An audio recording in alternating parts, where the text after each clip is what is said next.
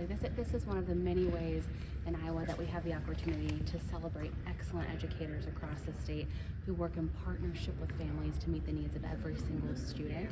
And we've seen incredible results in the elementary school that Principal Ritter supports and leads.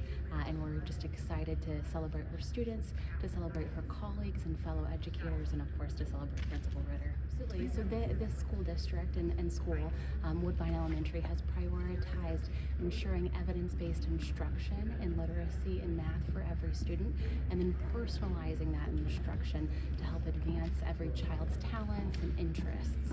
And that has shown in both the achievement and the growth of students across the school. So our top priorities as a state are, of course, a strong teacher pipeline, evidence-based instruction, supporting all students in meeting high expectations, narrowing and closing achievement gaps, and then providing all students multiple pathways to post-secondary success. Another priority of the district has been work-based learning and ensuring that students have meaningful, hands-on, career-connected learning experiences prior to graduation.